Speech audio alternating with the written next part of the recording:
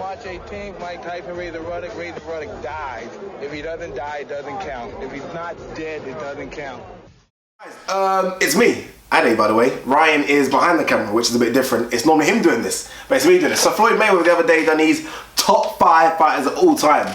I ain't gonna do that. Me and Ryan are probably gonna do something deep like that next week. So for now, simple video. I'm gonna give you very quickly my top 5 fighters of the last generation. So what's generation? Probably 20 years. So number 5 for me is Miguel Cotto.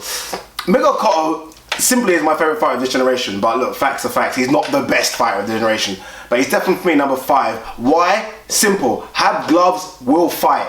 That is Miguel Cotto's motto. People might say, yeah, he ducked bloody GGG. Who wouldn't duck a guy that is literally 30 pounds bigger than you? Apart from that, he has fought everyone he could have fought. Legitimately, I think he's had one embarrassing night in his whole career, and that was Austin Trout. Nothing wrong with that. I think Pacquiao was on the growth hormones when he fought him, my belief, and I think Margarita had plaster of Paris.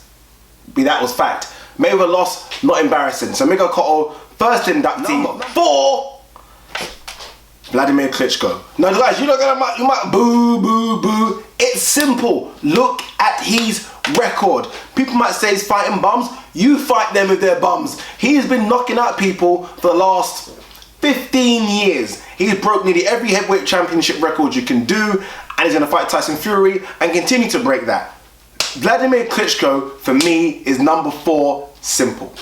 Number 3, the executioner, Bernard Hopkins. Could be higher, guys, but for me, he's number 3 because I think the number 1 and 2 are just that bloody good. But for me, this guy right here is a throwback. He's a throwback in the wrong era.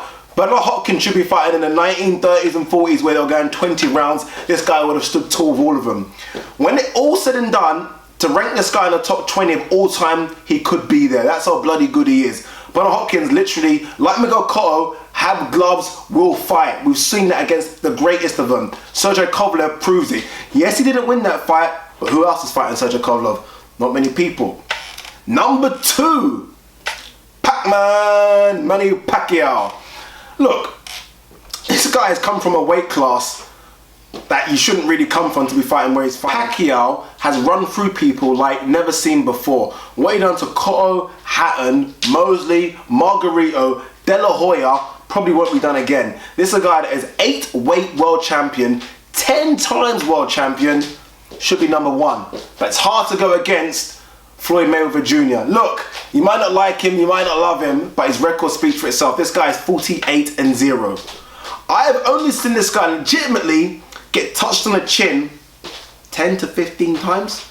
He is that damn good. Has he been knocked down? People say he has. He's only touched a glove against Judah. This guy is phenomenal. And the fact is he's fighting world champions after world champion after world champion and embarrassing them. So that's my top 5. There you go. Cotto, Klitschko, Hopkins, Pacquiao, Mayweather, done. How you doing, guys? This is Ryan from Boxtalk, and it's time for my section of my top 5 fighters of the past 15-20 years.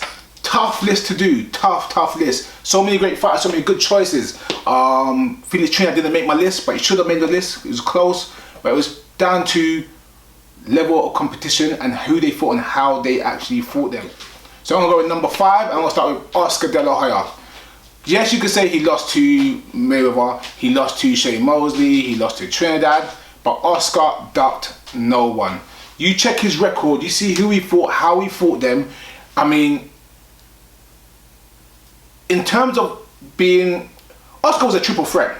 He had the money, he had the skill, he had the ability, he had the knockout power. He transcended the sport.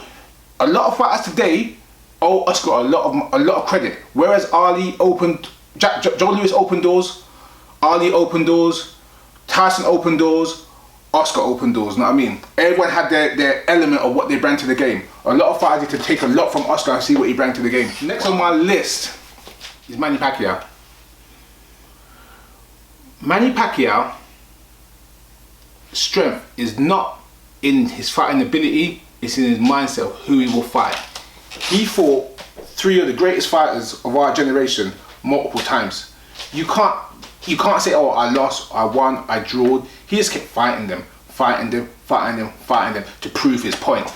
That's admirable under any circumstances. take into account that he went up in weight and fought bigger guys, take into account that Oscar fought at middleweight, and he actually fought him at 147. And you're a guy that started your career at 112 pounds. That tells you a lot about what type of fighter Manny Pacquiao is. So give Manny Pacquiao lots of mad credit there. Third on my list is the big man, the real big man, 6'8", Vitaly Klitschko. As far as I'm concerned, take out accolades, take out world titles, take out defenses, Vitaly is the better Klitschko brother. He's more aggressive, he's tougher, he's stronger, and he has more fighting spirit. If you punch Vitaly, Vitaly's gonna punch you back. He had this bloody laser-like defense where his hands are low, but he can kind of slip and get out punches. Really, really unusual. For a heavyweight, rare. For a guy 6'8", it's impossible. Vitaly punch selection as well, his variety. Yes, he looked robotic, but those robotic punches hurt. They came at different angles, and he had a chin. I will never forget what Lennox Lewis laid on him, and he was still there. We'll forget what Corey Sanders laid on him, and he was still there. Look at everyone he fought, and Vitaly gave out beatings. Tremendous fighter. Number 2 on my list is Floyd Mayweather. Not the biggest Floyd fan, but you have to give Floyd credit for what he's done. Floyd is undefeated. Yes, he's picked and choose, but his skill set is undeniable. He might not have the best mindset in choosing fights, but his skill pays the bills. You can't touch him, you can't hit him. He could do what he likes in the ring, give him credit. Number 1, without a doubt, is Bernard Hopkins.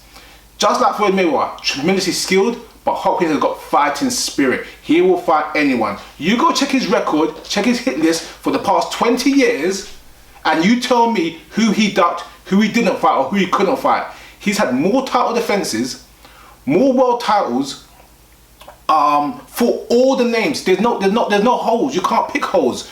Pick a hole in Hopkins. Try it. I dare you. He's 50. Guys, that's the end of the video. Tell us what you think.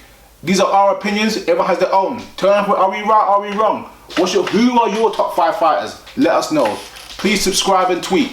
And by the way, guys, we literally just done that off the cuff. Yeah. We could do that again, and it might be different guys. But we literally said, all right, let's do a video.